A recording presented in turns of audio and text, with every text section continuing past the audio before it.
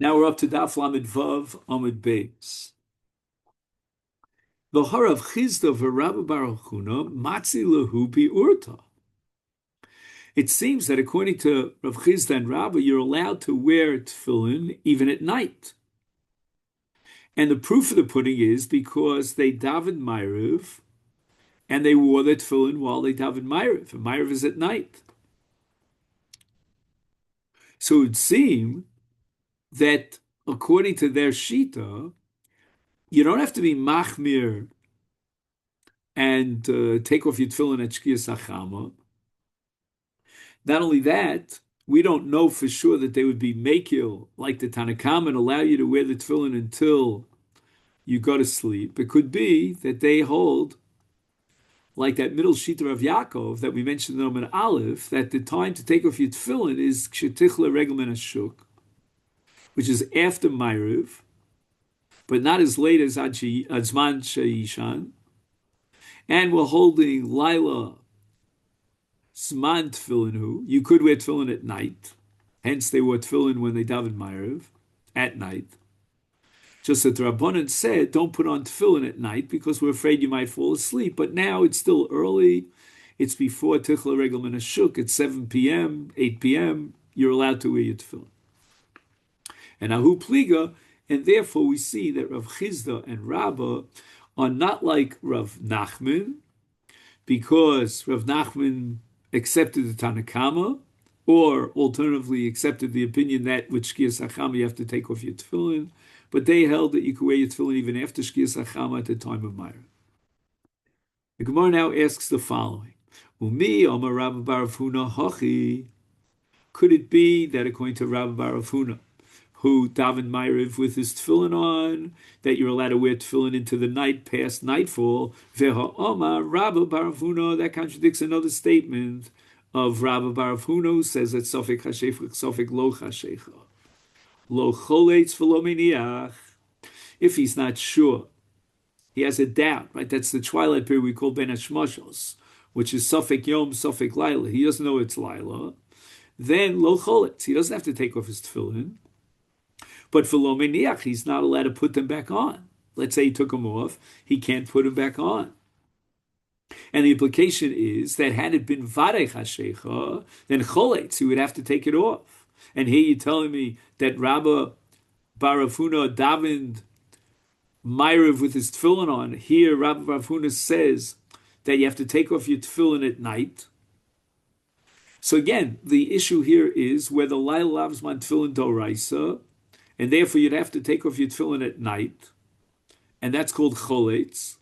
We're not going to be machmir in a case of sofek, namely ben hashmoshos, but when it's vadei laila, you definitely have to take off your tefillin, as opposed to the opinion that holds that laila zman tefillin, just that the Rabbanan made a gzera that at night you shouldn't be wearing tefillin shema yishan, you might fall asleep. Therefore, you can be mekil and daven Ma'ariv, even though it's nighttime, wearing your tefillin. You don't have to take them off. So we have now a contradiction between Rabba bar Rav Huna and Rabba bar Rav Huna.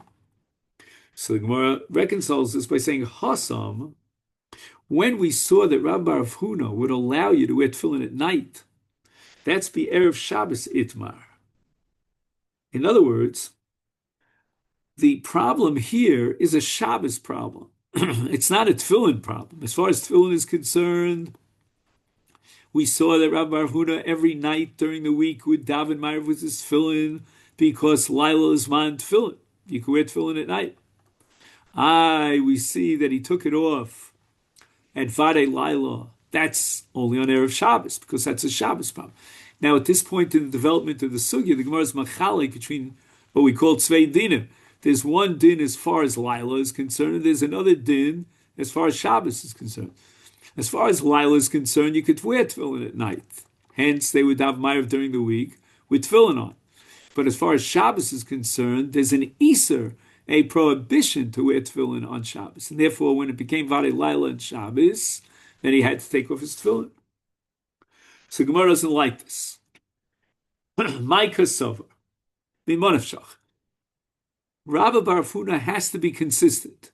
He cannot distinguish between Shabbos and during the week. It's one issue, and they're both interdependent. Haba Hatalia. Ikasavar Laila Zman Tefillin, if he allows for tefillin at night. And the whole business of not wearing tefillin at night is only derabanan, is Shabbos Nami Zman Tefillin. Then, by definition, if Laila is man tefillin, then Shabbos is man tefillin, because we're going to derive both from the same pasuk, as we'll soon see. But Ikasar, if he holds Shabbos lavs man tefillin, if you're saying that he had to take off his tefillin when Shabbos entered, when it was Vade Laila, it's because Shabbos lavs man tefillin, then Laila nami lavs man tefillin, then he would have to be committed to the position that there's no tefillin at night, and how could he have worn his tefillin in Ma'ariv? And now the Gemara proves that these two halachos of Laila and Shabbos are interdependent. To Mehecham Shabbos, what's the biblical source for the derivation that Shabbos is excluded from Tefillin? Is Mehasam. From that very same pasuk is Memaite Leilos. And that's what I'm going to prove to you now from the Brisa. And the Brisa is going to darshan a pasuk in Shmos Perek Yud Gimel. It says V'shamarta, that's where tefillin appears for the first time in the Torah. It says V'shamarta sachukazos lemada miyamim yomima. Now notice that the word yomim without the mem is going to teach me yom and not laila, and then we have to use the mem. What are we going to do with the mem, the extra mem of miyamim? So yomim v'lo leilos. This was the subject of my bar mitzvah drasha. Anyway, mi yamim v'lo kol yamim. And when it says mi yamim, it means not all days. So from yamim, we've excluded leilos. And mi yamim is prat l'shabbos yom tom divrei Rabbi Yossi Aglili. So now, the Gemara is basing its logic on Rabbi Yossi Aglili. Soon we'll see that Rabbi Kiva has a different line. But according to Rabbi Yossi Aglili, it's haba hatalia. What does that mean? That since Shabbos is lavzman tefillin, and the reason for that is because of the mem of mi yomim, Laila is likewise lavzman tefillin because of the word yomim, without the mem, yomim v'lo leilos. It's all one package deal. So there's no way you could say that Rav Huna David Meir with his tefillin on because he had lavs on tefillin, but on Erev Shabbos he had to take off his tefillin because Shabbos is lavs on tefillin. If Shabbos is lavs on tefillin, then Laila is lavs on tefillin, and vice versa. However, we do have a sheet of Rabbi Akiva, Omer, Lo Nemar Chuka Zu El Pesach Bilvad. This pasuk has nothing to do with tefillin. This pasuk is actually referring to Korban Pesach. And that's the context in which this pasuk is written in Parshas Bo in Shmos Yud Gimel. So therefore, we have to find a different source for the exclusion of tefillin at night and on Shabbos. And therefore, Nafkale Mehechad and Nafkale Rabbi Akiva is going to say that there's a separate limud, a drasha and a alfusa to teach me that we don't wear tefillin on Shabbos, but it has nothing to do with Laila. As far as Laila is concerned, we can accept that Laila is, in fact, Zman Tefillin. The whole business of not wearing tefillin at night is only D'Rabbanan, and therefore we can justify the Rabbi Huna with Dav Ma'ariv with his tefillin on. But Shabbos is a different problem, because Shabbos has its source unto itself that Shabbos lavs man tefillin, and that's the word os. Rabbi Kiva Omer Yochi Yaniach Adam Tefillin b'Shabbos Yom Tom Tamalomer v'Hoya Lecha Hoya Le'os Al Yodcha L'Totfos Beininecha, which means what? That Misha Tzrichim Os, right? On those days that we need an os, and tefillin is called an os, Yotzu Shabbos Yom Tov that don't need an os because Hein Gufon Os. And the Rishonim say over here that if you wear tefillin during Shabbos, according to Rabbi Akiva, who derives the exclusion of tefillin on Shabbos from os, then you are, in a sense, being pogea. You're sort of undermining the os of Shabbos. Yontiv is also an os. And this leads us to the major controversy about Chol HaMoed, whether Chol HaMoed is also considered an os.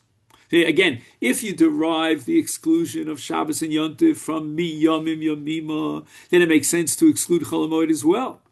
Why? Because Chol HaMoed is called a Moed, and it's called Mikroi Kodesh. But if you're going to derive the exclusion of Shabbos from Os, then I don't know if Chol HaMoed is an Os. And once again, there are Moas of the opinion that on Chol Hamoed we do wear tefillin, but he's not so excited about it. Maybe leave out the bracha. And the Beis Yosef and others paskin that there's no tefillin on Chol Hamoed, and we don't wear tefillin on Chol Hamoed. I saw something very interesting, by the way, in the poskim, which was brand new to me. I never wore tefillin on Chol Hamoed in my life, but I made a mistake according to one of the poskim who says that if you find yourself in a minyan where they wear tefillin on Chol Hamoed, you have to wear tefillin because of what's called lotus godedu. So I went to a shul in Florida. I'm not going to mention the name. If you want to know, I'll tell you later. But anyway, there they wore tefillin on Chol Hamoed. In fact, they had a gzera that if somebody's not wearing tefillin, he can't be a shatz. He can't be a shliach tzibur on Chol Hamoed. And I felt very strange when I found this out. But later on, I nachadaiti because I saw like half the shul or more was not wearing tefillin. This was really a classic violation of Lotus Godu. Half the shul was wearing tefillin on Chol Hamoed, half the shul was not wearing tefillin on Chol Hamoed. I had a problem on Yontif Sheni because it wasn't Yontif for me. I wore tefillin in private, and I came to shul to at least be part of the Chazor Sashatz, which was a Yontif Tika Chazor Sashatz. For me, it was a weekday. And people noticed that I had markings on my arm that showed that I'd worn tefillin. I shouldn't have done that. I should have made sure nobody saw that. Anyway, Omer Rabbi Lazar, Kol Miniyat Tefillin Achar Shkias Achama over Biese. Rabbi Yochanan Omer over Belav. So now we're going according to the Mandi Omer that there's no tefillin at night. And we're going to darshan the pasuk Yomim v'lo leilos, and you're not allowed to wear tefillin at night. What do you violate if you wear tefillin at night? So that's a machlok between Rabbi Lazar and Rabbi Yochanan. According to Rabbi Lazar, you violate an essay, and according to Rabbi Yochanan, you violate a lav. And the Gemara now wants to think that the question here is how to interpret the word hishomer, right? Hishomer. Or vishamarta, right? Vishamarta miyomim yomima. So in the pasuk that excludes Laila, it says vishamarta. So lema, should we assume that Rabbi Ovin, Rabbi Loi, Kamiflagi, the Rabbi Ovin, Kol Mokum Shenever Yishomer Pen Ve'al, Eno Elo Lotase. And therefore Marsovar, according to Rabbi Yochanan, who says that he violates a lav, Islay to Rabbi Ovin. And here in the pasuk says vishamarta, and therefore vishamarta generates a lav. Umar Leslie to Rabbi Ovin, whereas Rabbi Lazar does not accept the ruling of Rabbi Ovin, and therefore he doesn't hold that a shmarta is definitely a lav, but rather it's an essay. And if you wear tefillin at night, you violate an essay. Gemara says, "Lo, I'm going to reject this." Kuli alma islahu to Rabbi Ovin or Rabbi Loi. Everybody agrees that when the Torah says he's shomer, it's definitely a lav. V'hacha b'hakam miflagi mar sovar. According to Rabbi Lazar, he's shomer to lav, right? Whenever you see shomer with regard to a lav, it's a lav. He's shomer the essay. But according to Rabbi Lazar, when you talk about an essay, and the whole pasuk here is an essay, right? Vishamartas rachuka zos is an essay. Therefore, the hishomer vishamarta is only an essay. Umar sover, but Rabbi Yochanan says no. Even though the word hishomer is written here in the context of an essay, it's still a lav. The Amar Rabbi Lazar, another ruling of Rabbi Lazar, Shamram Mutar, even though Laila loves man tefillin, and you don't put tefillin on at night, but if you want to protect the tefillin by wearing it at night, then you're allowed to wear the tefillin. And now the Gemara tells the story, Amar Avino, Havi Yasivna, Kami de Rav Ashi. I was sitting in the presence of Rav Ashi, V'choshach, V'iniach tefillin, and it was nighttime, and he wore tefillin. He put on his tefillin at night. The Amri Lay, and I said to him, L'shamram kaboil humar. The only way I could justify why you're wearing tefillin at night, it must be because you want to wear the tefillin to protect them. And if you're protecting the tefillin, you're allowed to wear it at night. The Amri in. He told me yes. That the reason why I put on tefillin at night is in order to what? In order to protect the tefillin, but that's not so. I saw that he didn't put it on in order to protect the tefillin. The answer is, says the Gemara, Kasavar Allah Chavein Morin Kain. That's even though he held that you can fulfill the mitzvah tefillin at night, But we don't instruct people about that because we're always afraid that if we tell them to wear tefillin at night, they might come to fall asleep in the tefillin, and that's not to Kedushas tefillin. So therefore, since I couldn't publicly make a statement that you're allowed to wear tefillin at night, I explained my action of putting on tefillin at night as shmir, as if I had to watch them. A person should touch his tefillin every hour. And maybe B'chol Shah means even more frequently than every hour. And why is this so? So you and I might have said it's so because you're afraid that maybe the tefillin moves over a little bit to the left or to the right. You've got to make sure it's right down the middle. That's why you take a mirror if you can, to look at your tefillin. But no, the Gemara has a different reason why you have to be mamashmish the tefillin, and you have to constantly touch your tefillin. Kavachom mitzitz. The tzitz worn on the forehead of the Kohen Gadol had one name of Hashem, Yud Kei Vav Kei once. Matzit she'ena el askara achas omra Torah v'haya al mitzcho tamid. And what does it mean tamid? That he should wear the tzitz on his forehead constantly. What does it mean constantly? Of course, the Kohen Gadol had to wear the tzitzis, right? It was, we learned earlier in the Maseches that I forgot that we're learning Menachos. Right? So it says earlier in Menachos that he has to wear the tzitz in order to be meratza al atuma, etc. But the answer is the Torah wants to be mechadesh that lo tasiach daito mimenu, that he constantly has to be aware of the tefillin, of the tzitz. And if that's the case for the tzitz, which only has one azkar tefillin, sheish b'hem azkaras harbe, tefillin has in it many, many times the name of Hashem in the 4 parshios. Is alachas kama v'kama, he should be constantly aware and pay attention to his tefillin, shelo yasiach daito mehem. And has he fulfilled that shelo yasiach daito mehem by being memashmesh b'tefillin? However, Rabbeinu Yonah says that this whole idea of being memashmish b'tefillin is only that he shouldn't have a state of what's called kalus rosh. He shouldn't be flippant. He shouldn't be thinking about things that are irrelevant. And therefore, Ben Yonah paskins that there's no chiyuv of being memashmish b'tefillin during davening, or during kriyat shema, or during learning Torah. So let's say if we were wearing tefillin now, like my Alta Zayda would have worn tefillin right now. So you don't have to be mamashmish. Why? Because there's no chashash that you might come to think thoughts that are flippant and are dvar b'telim and so forth, because you're mamish learning Torah. So there's no need to be mamashmish.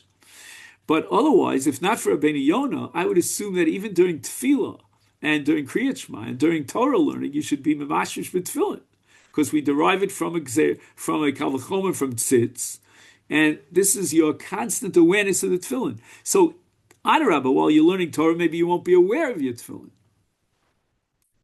Ton Rabbanan Yodcha, when it says Yodcha, zu small, you have to wear your tefillin on the left arm. Ata Omer, small, how do you know that the word Yodcha, Yad, means the left hand? Oh, Eino El Yamin, maybe it means the right hand, Talmud Lomar. And we have 3 psukim to prove this point.